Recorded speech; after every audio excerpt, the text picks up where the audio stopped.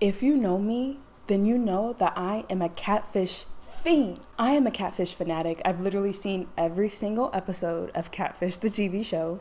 And I remember when the first episode aired on MTV back in 2012, I believe. Also, I promise I'm not naked. I just have on a tube top.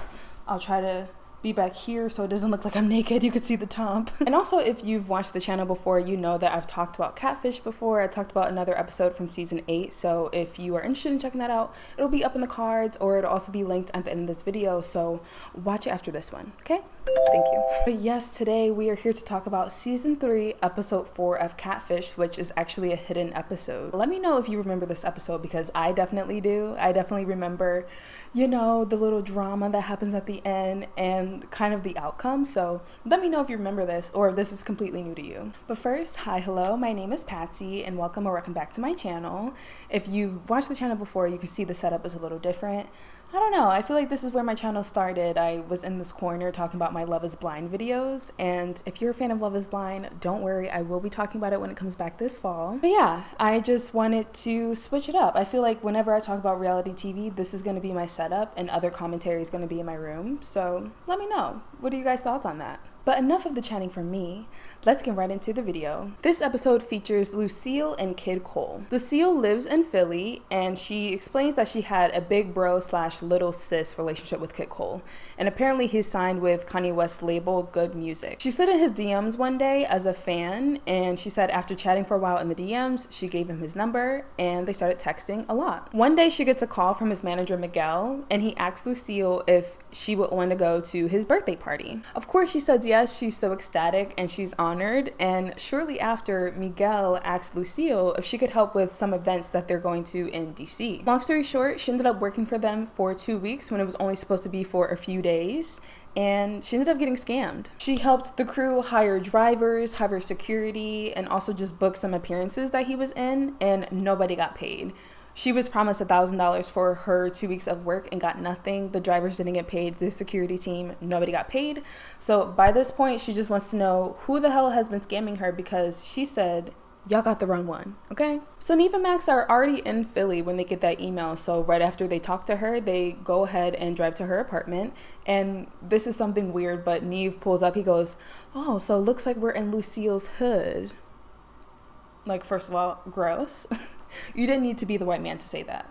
That's all I'm gonna say. But while they're chatting, she tells them that she found Kid Cole from SoundCloud and she was a fan from his music from there. And then she started following him on Instagram. And then, like I mentioned earlier, they were chatting it up in the DMs and then they started texting. So when Miguel reached out to Lucille to invite her to Kid Cole's birthday party, he tells her that there's gonna be famous people there such as Pharrell, Robin Thicke, Jaden Smith. So it seems like it's gonna be legit. They tell her that they would like this to be a test run, and if everything goes well, they want to bring her on as an assistant for the label Good Music, and her starting salary will be $70K. So for Lucille, this was a major opportunity. You know, she said this would be a start of something new for her, so she was like really excited for this opportunity. So at the end of the 2 weeks of working, she gets all of these invoices from the security team, the drivers, and it's tens of thousands of dollars worth of invoices. And somehow Miguel and Kid Cole expected her to pay it, like it was her responsibility. All in all, they were scamming everybody. Miguel and Kid Cole just went completely ghost. Lucille mentions that she tried to reach out to Miguel, but he just wasn't reaching back to her. And one time Kid Cole did reach out to her only because he wanted her credit card information, because the hotel that he was staying at needed a valid card on file, and apparently his card declined. So with this information, it seems really sus, and Neve and Max start their investigation. And the first thing they do is look up MTV's artist page to see if Kid Cole has a page, and lo and behold, he does have an artist page for him with a biography. It says that he's into music, he's a producer, and he is signed with Good Music. So from here, they called the music producer at MTV and they ask her, how easy is it for someone to get an artist page on MTV? She tells them, oh yeah, it's actually pretty easy. Like pretty much anyone can set up an account on that page. Neve Max tells her that apparently he's signed with Good Music and she knows people at the label. So she tells them that she's gonna do her little investigating and she'll check back in later. Next, they do a Google search for Kid Cole and his SoundCloud comes up. So Max starts Shazamming his SoundCloud songs, but he actually doesn't use Shazam. He uses SoundHound. I don't know, maybe that was popping back in 2015 or something. I think that's when this episode was aired. but yeah, I've never heard of SoundHound. I've only used Shazam. But they find that none of the songs are actually his. He's not credited on any of the songs, so it seems like he just uploaded other people's music to his SoundCloud, passing it off as his. Next in their investigation, they search Miguel's phone number, and it comes back to someone named Stone Cold Jerez, which is a major coincidence because on the MTV artist page, it says that Kid Cole's name is Jerez Coleman. So it's kind of like a play on words of his first and last name, Stone Cold Jerez. So they're like, it's looking like Kid Cole is Miguel.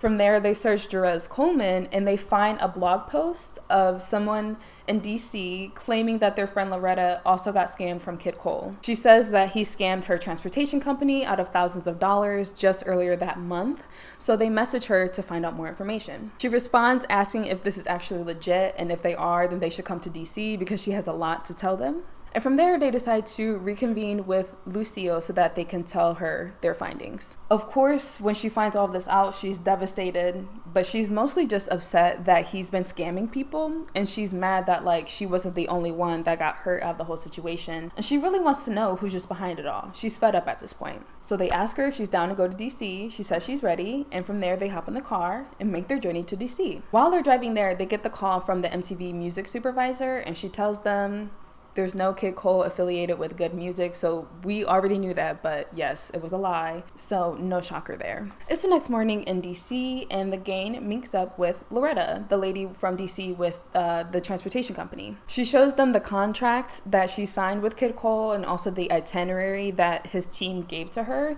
And Neve and Max are all looking like, hey, this looks pretty legit. Like, I can see why you would think this is real. And Loretta tells them that she wants to give them a little tour, pretty much all the places that she chauffeured him for, I think it was like a week or so. So while they're driving, Loretta tells them that when she got the offer to be like the limo driver for Kid Cole, she did some Googling and found that he did appearances with Kanye West. So to her, it seemed pretty legit. And, you know, she was like willing to spend money out of her own pocket. She was renting all these like really fancy cars because he wanted a Mercedes, like a Suburban wasn't good enough for him and all this stuff. And all of that came out of her pocket. And she never got paid for that. She mentions how one time they went out to breakfast, like the first time to meet, and apparently he couldn't pay the bill because he got robbed the night before.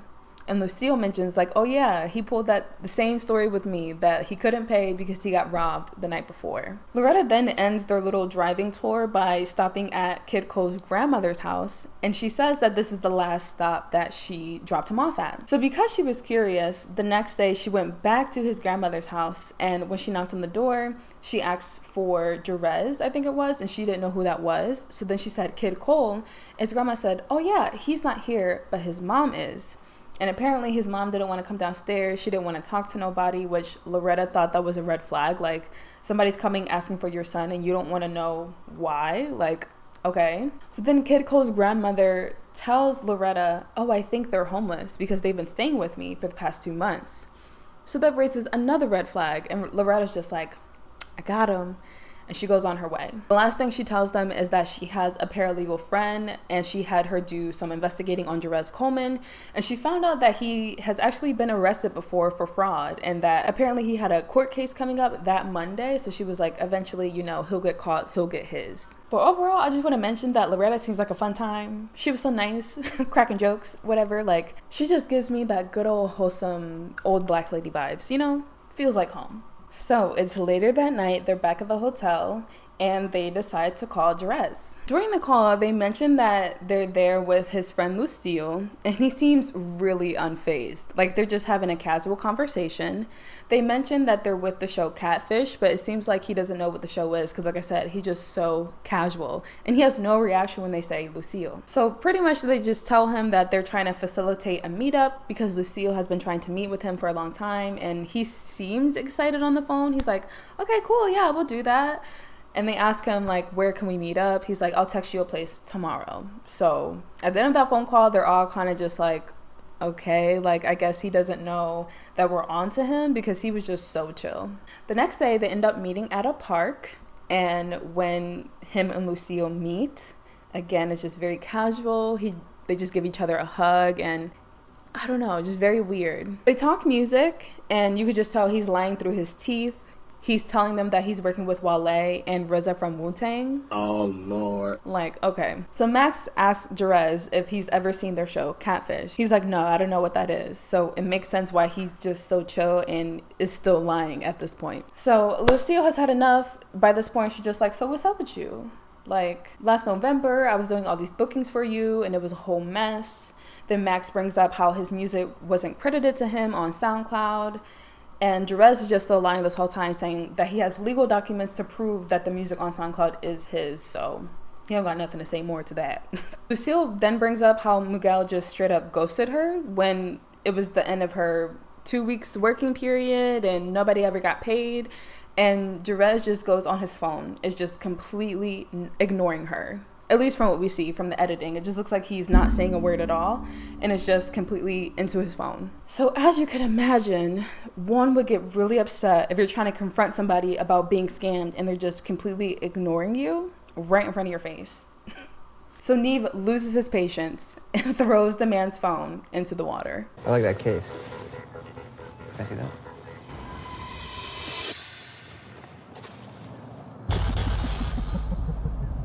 How'd you do that?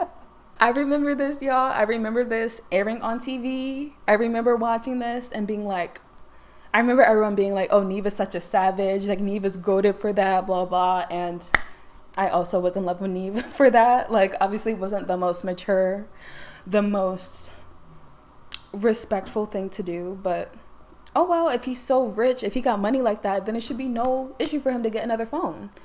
Or I would think that he already had a second phone, but anyway, I digress. Of course, Jerez is confused, offended. He's like, why would you do that?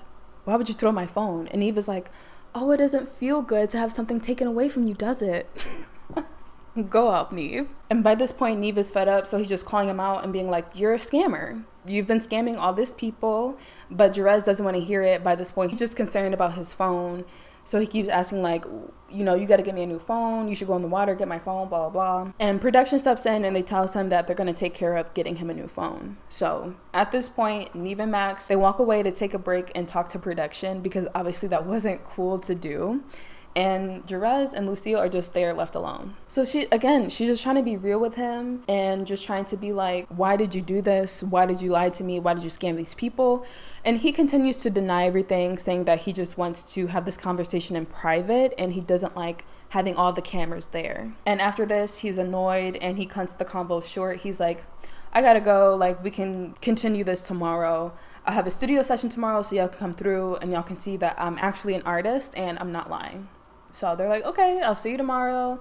Nev apologizes. He's like, I'm sorry, I lost my cool. It wasn't very mature, you know, and they leave it there. So it's the next day and it's the final meeting and they meet at this really nice house. Apparently it's this guy's hottie's parents' house who is supposed to be Kid Cole's sound engineer. And it seems like a pretty cool place. In the studio, they have like pictures of different musical artists. And apparently these are people that Hottie has worked with.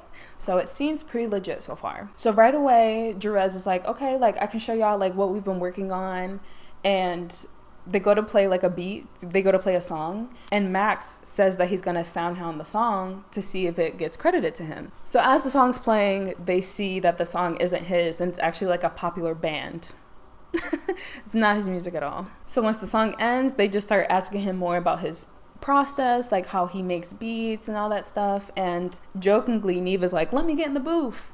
Let me lay down some vocals. And they're like, okay. So Nev gets in the booth. And as you can expect, they are scrambling. They don't know what the fuck they're doing because they're frauds.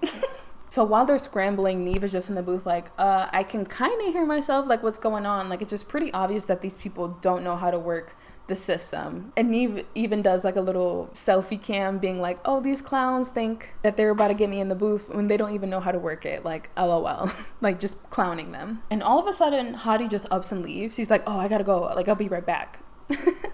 And he goes to talk to their other friend John outside, just being like, oh, they really want us to like get in the booth, they really want to lay down some vocals, but like I don't really know how to do it, like you gotta help me. So Max catches him in his tracks. He goes outside. He's like, hey, the jig is up, like we know, are you an actual sound engineer? He's like, no. Hottie just comes clean. It was too much for him. He was panicking under the pressure. He's like, I gotta get out of this. Hottie does mention that he does know Jerez, but he doesn't really know if he's the real deal because he's never done music with him. He just knows him as a friend. And he did this as a favor for him. He says he's never seen Jerez record, so he has no idea if he makes his own music. So from here, Neve, Max, Lucille, and Jerez all reconvene to just have one honest conversation, hopefully, once and for all. Lucille's fed up, and she says that she just wants the truth at this point, which, girl, baby girl, I do not blame you. She's been dragged around. This guy is just a whole clown. Neve tells Jerez that they know he's a scammer, and they mention that they met up with Loretta and how he recently just scammed her too. And Kid is just appalled. He's like, I don't believe that y'all would like try to disrespect my character like that. Like, y'all out here trying to humiliate me. And without skipping a beat, Neve and Max are like, no, you're humiliating yourself. Which they are not lying there. Still, Jerez is very unapologetic. He's sticking by his word, saying that he's a professional music producer and he doesn't like feeling disrespected.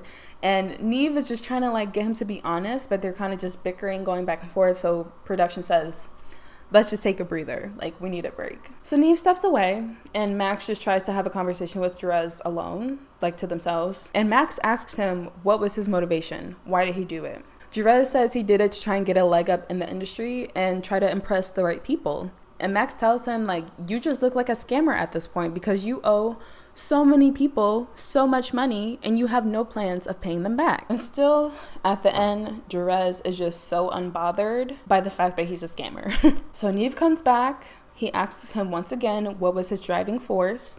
And Jerez goes into his sob story to say that him and his family was in a homeless shelter for a bit when he was 16, and then eventually him and his siblings went into the foster care system. He mentions that one time he had a conversation with a social worker, and she asked him, what do you want to do when you get older? He says, I want to be a music producer. And apparently she laughed in his face and says, you'll never make it.